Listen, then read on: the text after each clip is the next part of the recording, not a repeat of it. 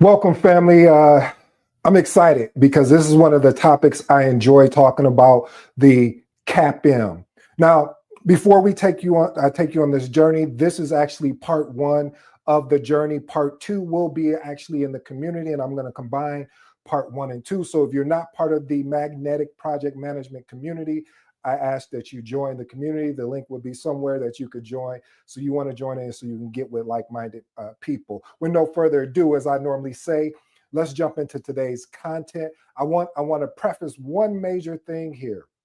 And that thing is that stick to the plan, not your mood. Again, stick to the plan, not your mood. That's not my quote. That is Eric Thomas. And I think that speaks volumes because a lot of times we get started on something and then we stop. We start and then we stop. Hey, I'm guilty of it too. So, hey, how do we fix that? Well, we put together a plan and we stick to it and we don't allow the mood to get in the way of what we can accomplish. So this was asked by one of the family members. They had some questions and I'm going to answer those questions today here. So let's get started. So first of all, we want to unpack what are the CAPM eligibility requirements. We want to look at the educational as well as the project management issues. So educational background and experience. Option one is educational requirements. You have to have a high school diploma or a GED or global equivalent.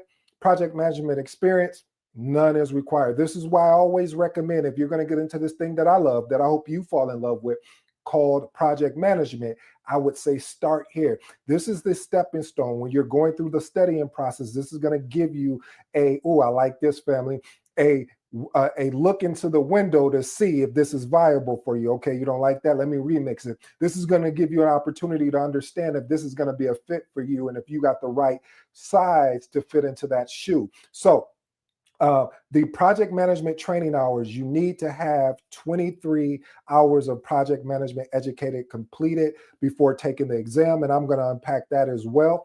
Let's move on to the price tag. Now, currently as this video of 2025, today's episode, I want to let you know that the CAPM exam, if you are a member, is $225. Now, if you are a non-member of the PMI, then it is $300. But I got something for you. Just a food for thought. You got to do the dishes though. So if you get the PMI membership, again, currently as the making of this episode, it is $159 per year. It's worth it. The actual exam is not the PMP, but the CAPM is $225 and the CAPM exam is $300, like we talked about if you have the membership fee. But check this. If you go ahead and make that investment for $91, you will actually save money on the actual long term of the exam, not the PMP, but on the long term of the CAPM exam. All right, let's talk about the CAPM examination information. Let's break down from a very high level what you can expect when you get ready to sit down and actually pass this test. You see how I'm speaking into existence for you? Because I believe if you take the time to study this material, study other materials that's in place, you will have an opportunity to have success. It's going to require something of you. It's going to require dedication, hard work, and making sacrifices that normally you probably wouldn't have to make. So get ready. Let's unpack this. So there are 135 scored questions, and then there's 15 pre-test questions. You're allowed at 3 hours to actually take this exam. Now, these are based off the PMBOK 7. Matter of fact, hold that thought. Let me grab my PMBOK.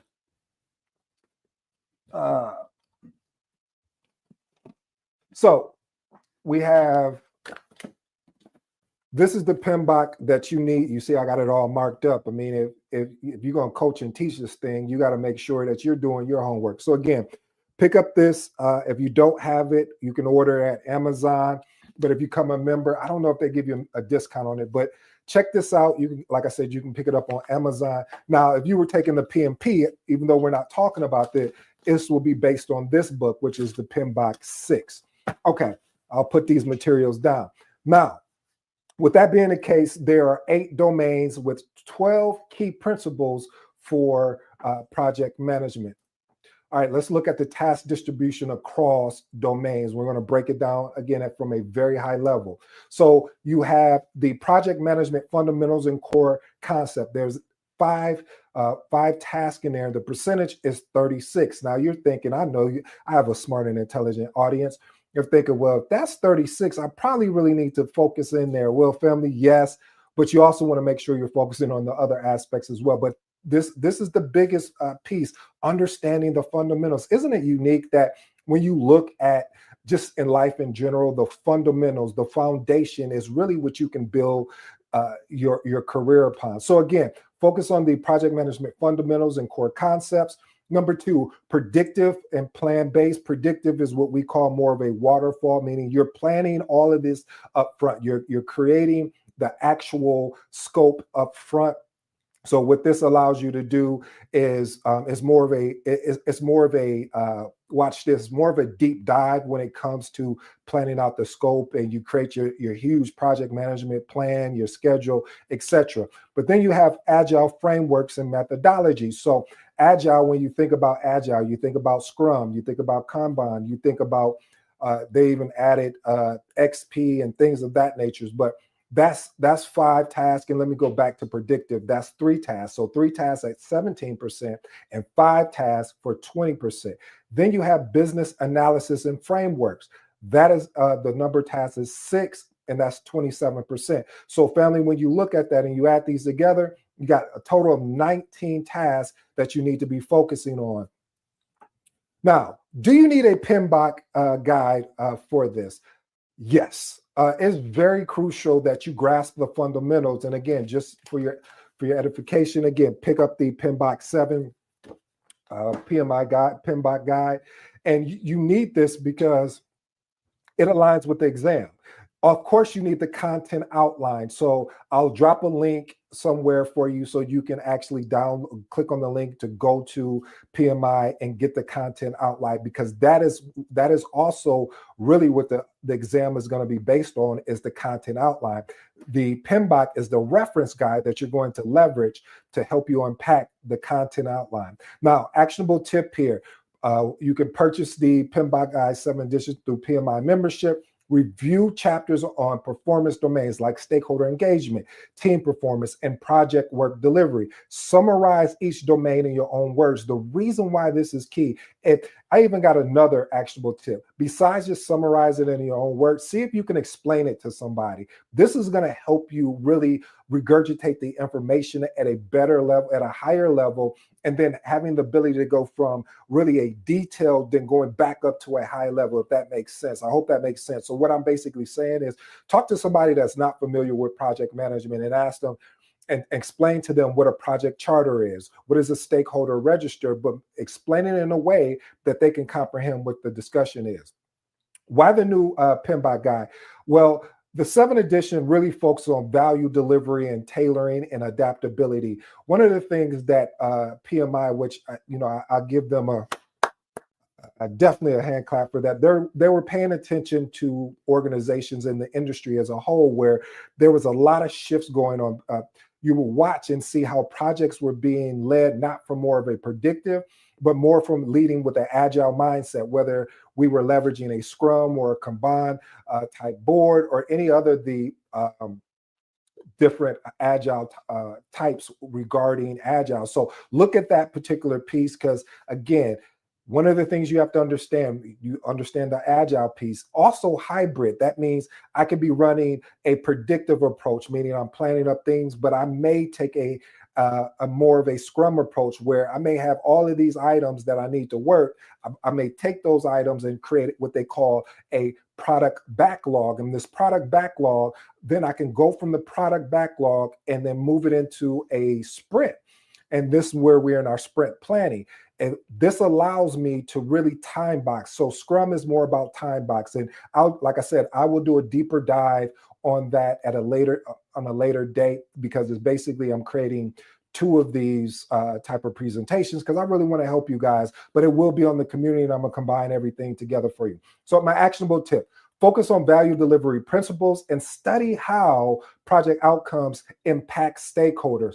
Practice identifying scenarios where tailoring project management practices is necessary. What should you get from the PMBOK guide? Well, at a very high level, we have to understand principles. The PMBOK guide, again, project management body of knowledge, is about grasping the logic behind project management principles and how they drive project success. Here's my actionable tip.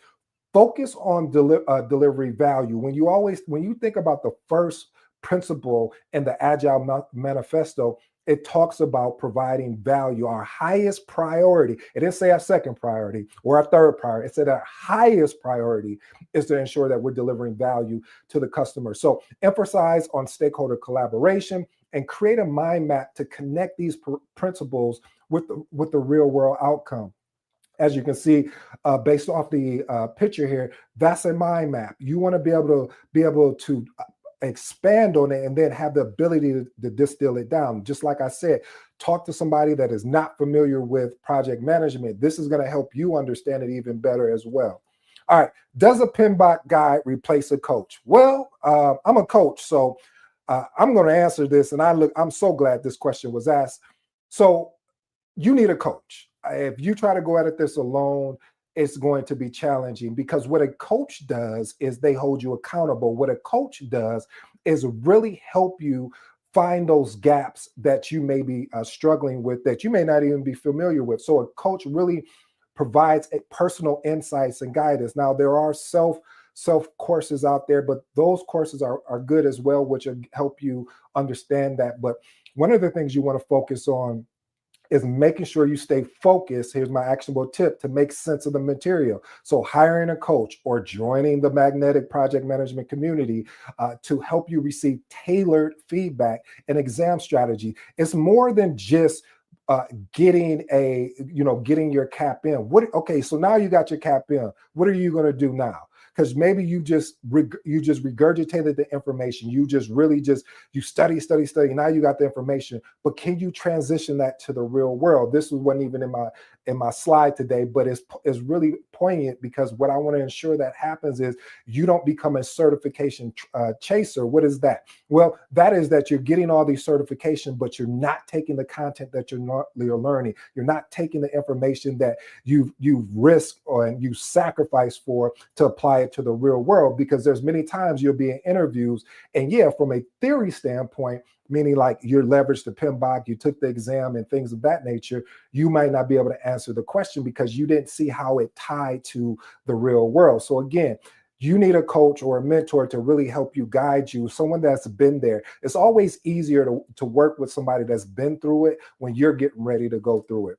All right, what resources are required for the CAPM exam? Again, like I said, the PMBOK guide, I showed you that. Oh, one more resource. Let me grab that real quick. Just stay patient with me, family. All right, here we go. So the other resource that's going to be required is the Agile Practice Guide. So again, Agile Practice Guide, as you can see, again, I'm a student of this. So I don't just do this to sound good. I actually study what I'm talking about, because I know that someone's going to walk up to me one day and say, what are the 49 processes? What's the process group? What's the 10 knowledge areas? And I got to be able to answer that. I'm responsible for that. So again, these two books here are going to be important for you for your journey to going after the CAPM. And then most of all, you want to get a CAPM prep book. And this right here, I don't see this talked about a lot, but mock exams. Why do we need to do mock exams? So mock exams get you ready to get any of that anxiety that you have in your system, any concern that you don't think that you're going to have an opportunity to pass that. It really builds up your self-confidence. So taking mock exams allows you to practice. Are we talking about practice? Yes, AI, we're talking about practice. Mock exams really are going to help guide you on this particular journey, because it simulates the real exam experience. And what I always tell people is when you're getting ready to take a mock exam, act like you're either going to the actual test center to take it. What does that look like? Well, what that looks like is saying, hey, family, I won't have time I need all distractions put to the left.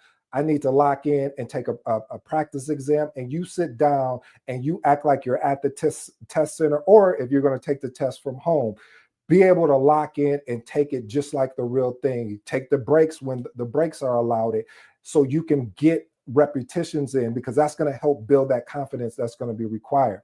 So do you need to practice? Do you need the Agile Guide to practice? I really think I've covered that. But yes, the exam, the CAPM exam, is going to be based around both of these books, the CAPM, the PMBOK, as well as the Agile Practice Guide. And then most of all, you want to make sure you're referencing the CAPM content exam outline. Key principles: studying Agile principles like flexibility, continuous delivery, and customer collaboration. If you haven't seen my characteristics episode, you need to check that out, where I talk about the different approaches: predictive, iterative, incremental, as well as agile. This is going to be important for you as well. So go back and look at that video. Matter of fact, I'll do you a solid. Once we finish here, I'll put that in the actual comments for you, so you can have success, so you can go back and refer that. All right. Also, I want to leave you with an actionable tip, because I want to make sure you do action. I don't want to just sit up here and deliver this value and you don't have an opportunity to go execute. So practice using agile artifacts. Look at the product backlog. Look at using Kanban boards. Kanban boards are very easy to build. You should probably build you one for your exam as you're getting ready to transition to actually take the exam. All right, understand the role of the PMBOK guide. We have the theoretical, or a theory basically, foundation. What does that look like? Providing core project management concepts. You remember when we first started here, we were talking about how the biggest percentage is around the fundamentals. Let's step back real quick just so we're on the same page. Remember, project management fundamentals and core concepts are 36% of the exam. That's a lot, family. So you want to make sure that you are actually studying those again. Then practical application, combining the CAPM prep books for examples, and then exam success. What's your why? Why are you doing this? Are you just doing it because you've seen somebody else doing it, or are you doing this because you're looking to make a transition into the career of project management? Identify your why, because again, when we opened it up, we talked about sticking to the plan, not your move. You're gonna find opportunity where, and I say it's opportunity where you're on a lonely path, and that path is you're studying, your friends are going out having a good time, watching the game, and whatever that looks like. And you're gonna have to say when they call you, hey, you know what? I'm studying. I can't really do that. I'm really setting myself up for success.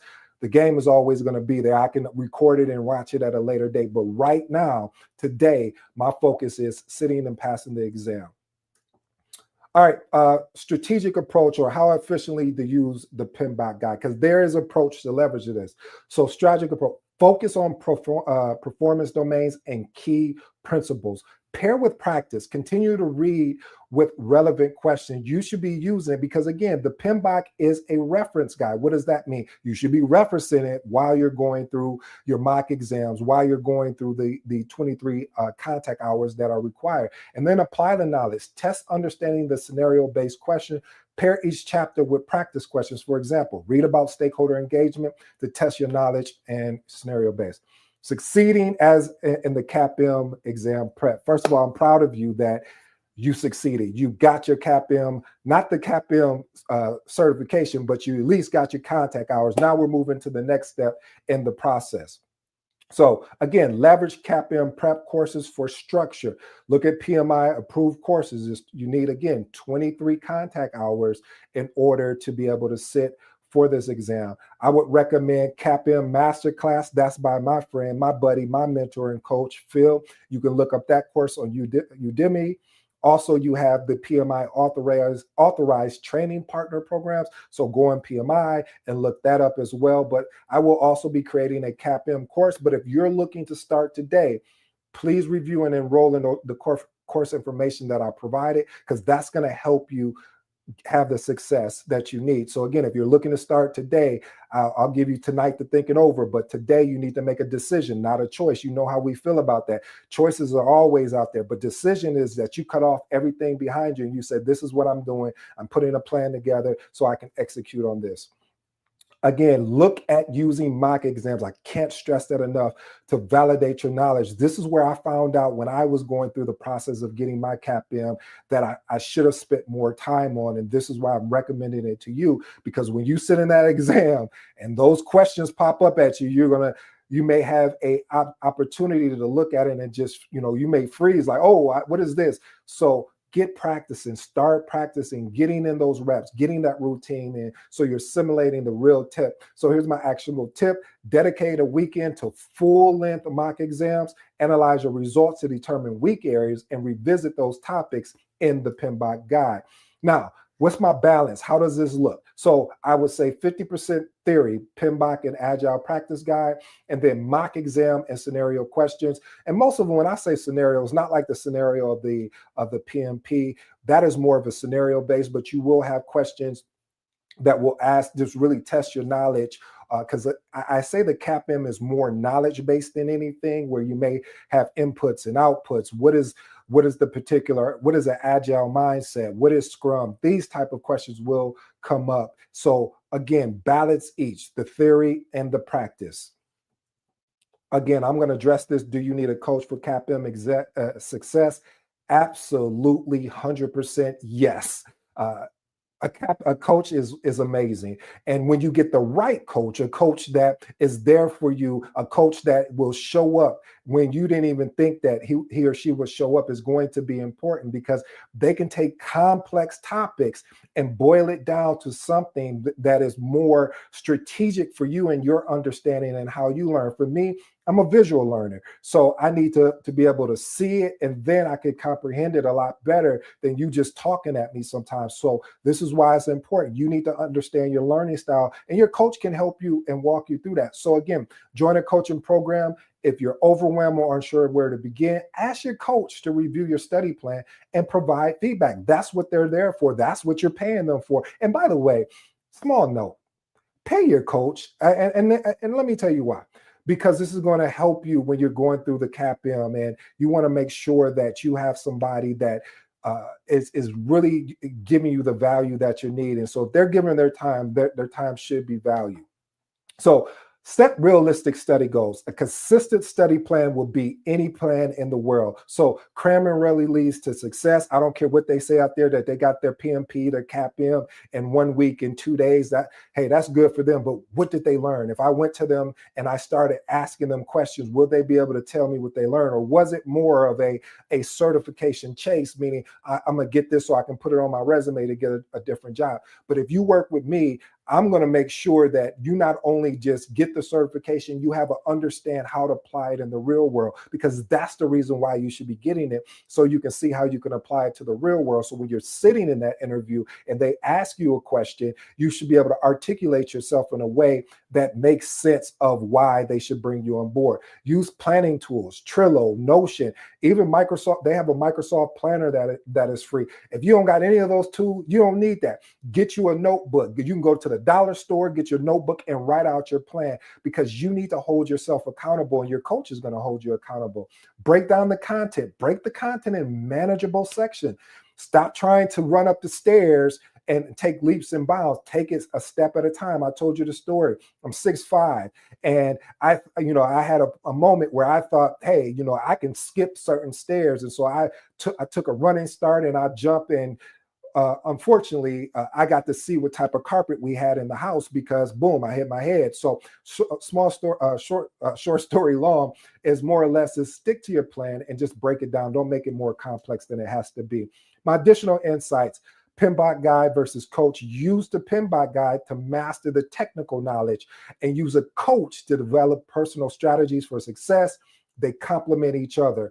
And real world application, like I said, working with me, I'm going to make sure you get that real world application, because that's more important than the exam. The exam is really getting you started into this thing that I love, that I hope you fall in love with, called project management. But it's the mindset. This is why I'm always talking about the mindset, because if you don't have the mindset to go after this, you don't have the why of the reason why you're doing this, none of this even matters. So understand your why. That's probably the first thing you need to do, is say, why am I doing this? And be real with you. If it's like, hey, I'm going after another job, great. Hey, if it's trying to improve, my lifestyle, great.